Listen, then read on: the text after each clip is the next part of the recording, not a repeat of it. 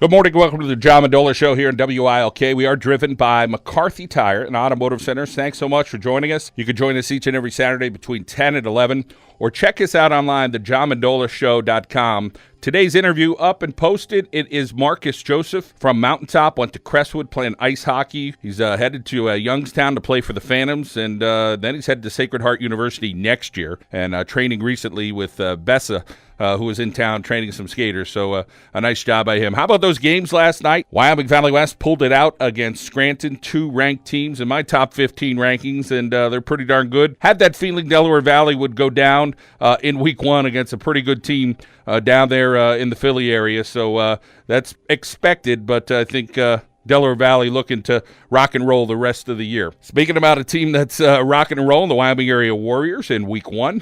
Randy Spencer and PJ Angeli in studio with us. Congratulations, Coach. Thanks for having us, John. Well, let's talk about the opening game. Wallenpaupack, they got some athletes, they got some big kids. You guys had a pretty good night there. Again, we look at our schedule coming into this year, and the hope is with the experience that we brought back into the season and the way our schedule sets up with 4 out of our first 5 home games against challenging opponents, we really need to find a way to be successful early in the season, and we're fortunate to get off to that kind of start last night. You mentioned that kind of home cooking towards the end of the year. It's not as bad maybe when you're away because you feel like you are a little more experienced. A few in a row are tough, but I guess you could swallow that pill. Yeah, well, I mean, when you combine the aspects of a week one game or early season games and going on the road and facing those kind of challenging environments and that kind of adversity along with your opponent, that's a strong opponent. Certainly rather face that later in the year than early. So the 4 home games out of 5 gives us an opportunity. How quick do you have to get the team turned around? Do you say, hey, we feel good about it tonight? Saturday we start thinking about our next opponent, or do you wait till Sunday to bring them in? Yeah, well, I mean, our guys will report, today for any kind of injury treatment, but they pretty much have the weekend. Now with the technology huddle, the film of our next opponent is already up, so our coaches can work with that. Our players can also view that, and we can send them some notes or cues if we need to prior to meeting them. But we'll bring them back in Monday, but I think pretty much I said, hey, enjoy last night, and let's get ready to go. That coaching them up atmosphere that you have, and of course that was a big belief of Paul Maranka for many years at Wyoming areas. Now with Huddle, talk a little bit about those little points that you're getting on your guys and your starters and guys that are getting in there. Oh, I just think with technology between camera angles and also the Huddle, the accessibility that it gives to coaching staffs and players, you see how it's plugged in and connected at the higher levels, but it really is now all the way down to the high school level, and the more that you can utilize that, the better off you're going to be, because it's such a tremendous resource. It's certainly not as it was 20 years ago or even 10 or 5 years, John. So the teams that can kind of build that into their program and take as much advantage of that. You also have that sideline replay option. So as much as that as you can do. It's different the way it translates to the high school game with difference in terms of timeouts or availability to actually get your players, because most of your high school players are on the field, so you don't have those windows like you do in the higher levels. But again, as much as you can kind of assimilate that into your process, it's going to benefit your program. Talking Wyoming area football, and Randy Spencer, the head coach, with us. We're going to get with PJ Angeli momentarily. Coach, let's get back to that component about having that technological background as a head coach. And some coaches embrace it. Some coaches are like, listen, I'm not that good with this. I'm not that good with that.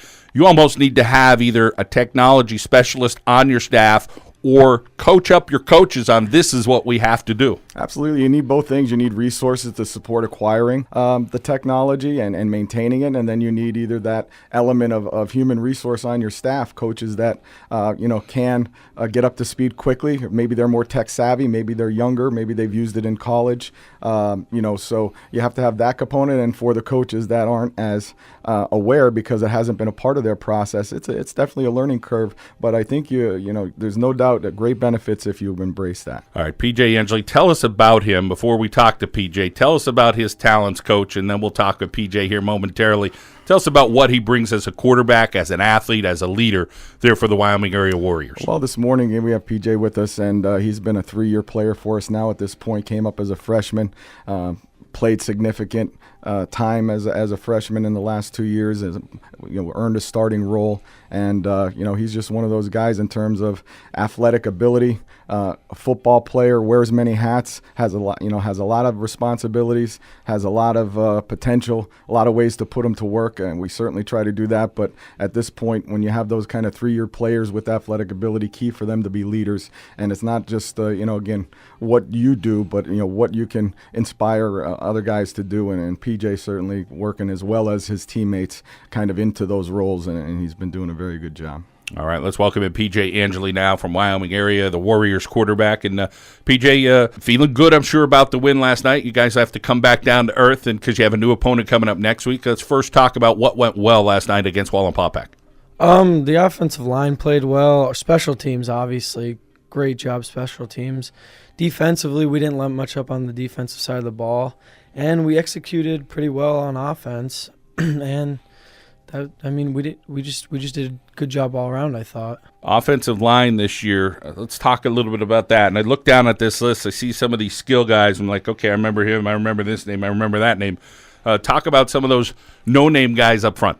Well, we have a lot of guys that stepped up this year at offensive line. John Rubino, Antonio Kaczynski, Tristan Sokash-Minnick, Kyle Carr, and maybe they've only gotten in a little bit last year or years prior, but they definitely stepped up a lot this year. We're practicing hard, and they stepped up. Confidence-wise, let's talk about the offseason, the weight room, having guys that have gone through this program at Wyoming area and have had success in the past. And I'm sure that you guys know there's some tradition there, and you guys want to map your own success.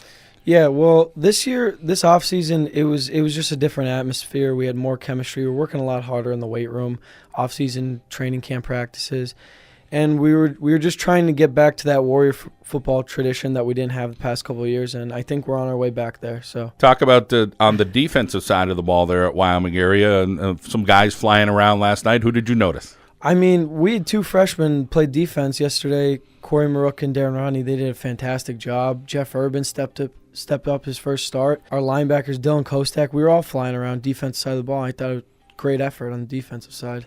Things that you saw as well. Again, as a quarterback, you probably have your own little coaching cap on from time to time. What are some things you said, hey, we got to improve in this area, from week to week? Even though you had a real one-sided victory, there's still improvement. Yeah, definitely. There's still improvement every week. Just blocks here and there, knowing assignments here and there, just little things like that we got to fix up, and we have the potential to do better, and we can do better as a team. Let's go to the huddle component from your end. We talked about it with coach and technology and all that stuff, and most of you guys are probably pretty savvy with it. What's it like for you as a player when you get those notes, whether it's 3 things or 13 things, the things you could have did better? Yeah, well, huddle's a great tool because, honestly, I'm going to go home tonight after this, and I'm going to go watch Crestwood film, and that's what all of our teammates are going to be doing. And then we have that new component now with the sideline plays, this live streaming of the plays, and it's just a great component. You can see what you're doing right, what you're doing wrong, and it helps so much. So everything kind of speeding up, and you're learning kind of on the fly right now. And let's talk a little bit about those skill guys around you, the receivers, the running backs, the tight ends. Tell us about getting the ball in some of those guys' hands. Well, we have a lot of depth at the skill positions. Mark Minichello had a fantastic game yesterday. And Tony Saida, Jeff Urban, Steve Holmza, when him and I are switching at quarterback, running in plays in and out, that's a big help too. That helps a lot. All right, PJ, well, thank you so much for coming in. No problem. All right, thanks, Randy Spencer, thank you so much for coming in and talking a little Wyoming area football. Crestwood's up next. A pretty good game against Pittston area last night for them, Coach. And, hey, Lance Blass, he's the real deal. You know that, right? Absolutely, and we got a chance to take a look at that game early this morning, and both sides played pretty well. Came down to a one-score game, but looking forward for us into week 2, Crestwood. Coach Myers got the single wing, tough misdirection type of offense. They like to run the ball downhill, and with an athlete like Lance Mance in that type of scheme that keeps the ball in his hands and then gets it to the other guys, I think that puts them in a pretty solid situation. So we certainly have to get to work over this weekend and at practice this week. And, again, we're fortunate, I think, in the respect that they're coming to play us at our place. So whatever we can do to try to be successful, again, we got to find a way to get that done. And right now we have on the schedule on our sister station, Scranton Prep at Wyoming area. That game on Max 102 will be coming up on September 23rd. Coach, thanks so much for coming in. PJ as well. You guys have a great day. John, thank you, and thank you for everything you do supporting our athletes locally.